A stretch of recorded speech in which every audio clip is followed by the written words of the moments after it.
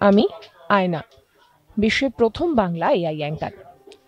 মহাসাগরের জল কুলকুল করে বয়ে চলেছে, তাও আবার বরফের নিচে। একটা সময় একে ডেথ স্টার বলা হতো। নাসা যাকে ডেথ স্টার বলেছিল তার ভিতরে নাকি প্রাণের বিকাশ হতে পারে, এখন সেটাই মনে করা হচ্ছে।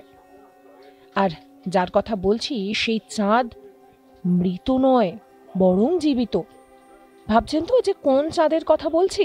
তা জানতে গেলে অবশ্যই আপনাদেরকে পুরো ভিডিওটা দেখতে হবে। ভিডিও ভালো লাগলে লাইক করবেন, শেয়ার করবেন, সাবস্ক্রাইব করবেন আজ তাক বাংলার ইউটিউব চ্যানেলকে, যাতে কোনো খবরের আপডেট মিস না হয়। নোটিফিকেশন পেতে বেল আইকনে ক্লিক করবেন। আর আমরা এখন হোয়াটসঅ্যাপেও রয়েছি, তাই ফলো করতে ভুলবেন না আজ তাক বাংলার হোয়াটসঅ্যাপ চ্যানেলও। যেটা আপনাদেরকে বলছিলাম, একসময় যাকে বলা হতো ডেথ স্টার, সেই ডেথ স্টারের মধ্যেই এখন প্রাণের বিকাশ রয়েছে। অর্থাৎ এই চাঁদ মৃত নয়, বরং জীবিত।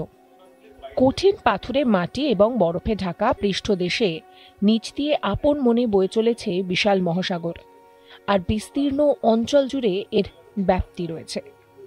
একবার যদি বরফের কঠিন খোলস উঠে যায় তবে নাকি জীবন্ত হয়ে উঠতে পারে এই সাগর। এই নিয়েই তথ্য সামনে এনেছে নাসা।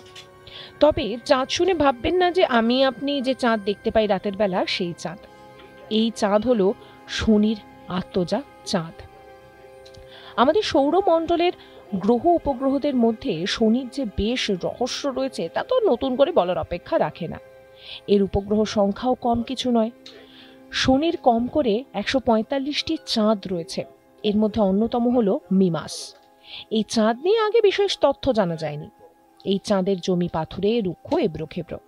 এরও প্রচুর গর্ত রয়েছে।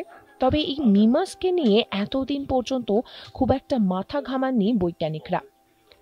কিন্তু নাসার ক্যাসিনি ভিশনের শনি গ্রহ এবং এর বলয়ে ঘুরপাক খেতে থাকা 145টি চাঁদের কয়েকটিকে কাছ থেকে দেখার পর ধারণাটা কিন্তু একেবারেই পাল্টে গিয়েছে। শনির এনসেডেলাস উপগ্রহ নিয়ে হইচই যখন হচ্ছে তখনও কিন্তু আড়ালেই ছিল মিমাস। এবার স্যাটেলাইটের নজরে এসেছে এই মিমাস। আর কাছ থেকে মিমাসকে দেখেই চমকে উঠেছেন নাসার মহাকাশ বিজ্ঞানীরা। এই মিমাস আবিষ্কৃত হয় 1789 সালে। ব্রিটিশ জ্যোতির্বিদ উইলিয়াম হার্শেল তিনি কিন্তু বিন্দুর মতো ছোট এই মিমাসকে আবিষ্কার করেন। 1980 সালে নাসার স্যাটেলাইট ভয়েজার প্রথমবার মহাকাশ থেকে মিমাসের ছবি তুলে পৃথিবীতে পাঠায়। এরপর থেকে মিমাসকে নিয়ে খুব বেশি গবেষণা হয়নি, কারণ এর রুক্ষ গহ্বর দেখে একেও নির্জীব উপগ্রহ ভেবেছিলেন বিজ্ঞানীরা। তাই এর নাম নাসা রেখেছিল ডেথ স্টার। কিন্তু ধারণা এখন পাল্টেছে। নাসার বিজ্ঞানী ভ্যালেরি লেইনি বলছেন যে সৌরজগতে যেখানে প্রাণ ধারণের উপযোগী পরিবেশ থাকে বলে আমরা কল্পনা করি, সেখানে মহাকাশ থাকার ইঙ্গিত রয়েছে। সত্যি বিস্ময়কর। এই আবিষ্কারের পরে মনে করা হচ্ছে মিমাসেও বসবাসযোগ্য পরিবেশ থাকলেও থাকতে পারে। সেখানে প্রাণের বিকাশ হওয়ার সম্ভাবনা রয়েছে কিনা তাও পরীক্ষা করে দেখছেন বিজ্ঞানীরা। মিমাসের বরফ পৃষ্ঠ থেকে 12 থেকে 19 মাইল নিচে রয়েছে মহাসাগর। আশ্চর্যজনকভাবে তা অন্তঃসলীলা হয়ে বয়ে চলেছে। এই সাগরের জলে আণুবীক্ষণিক জীব জন্মাতে পারে কিনা তারও খোঁজ করছেন বিজ্ঞানীরা। বিজ্ঞানীরা বলছেন এই উপগ্রহ খোঁজার জন্য শিফট অ্যান্ড স্ট্যাক কৌশল অবলম্বন করা হয়। এর মাধ্যমে গ্রহের পরিমণ্ডলকে আরো ভালোভাবে নজরে রাখা যায়। এই উপগ্রহের এনসেডেলাসেও জলের খোঁজ মিলেছে। এনসেডেলাসের দক্ষিণ মেরু থেকে প্রচুর পরিমাণে জলীয় বাষ্প বেরিয়ে আসার ছবি তুলেছে ক্যাসিনি মহাযান। তা কিন্তু দেখতে অনেকটাই জলের ফোয়ারার মতো, যেখানে কিন্তু বরফ ভেতরে মিশেছিল। ভেতরে যদি মহাকাশ না থাকতো তবে কখনো বিপুল পরিমাণে জলীয় বাষ্প বেরিয়ে আসতো না।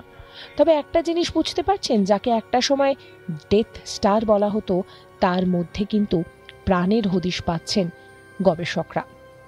শনি এমনিতেই ভীষণ রহস্যে ঘেরা, আর শনির কিন্তু একটা নয় দুটো নয়, রয়েছে 145টা চাঁদ। তারই মধ্যে মিমাসকে নিয়ে নতুন করে চর্চা শুরু হয়েছে। এর আগে যে মিমাসকে নিয়ে খুব একটা চর্চা হয়েছিল তা কিন্তু নয়। যেহেতু ডেথ স্টার ছিল তাই মিমাস ছিল একেবারে আলোচনার অলক্ষ্যে। কিন্তু নতুন করে এই মিমাসে প্রাণের হদিশ পাওয়া গিয়েছে। সেখানে মহাসাগরের খোঁজ পাওয়া যাওয়ার পর থেকেই কিন্তু নতুন করে চর্চাও শুরু হয়েছে। এই ভিডিও কেমন লাগলো অবশ্যই কমেন্ট করে জানাবেন। সমস্ত খবরের আপডেটের জন্য সাবস্ক্রাইব করবেন আজ তাক বাংলার ইউটিউব চ্যানেলকে, ফলো করবেন আজ তাক বাংলার হোয়াটসঅ্যাপ চ্যানেলও।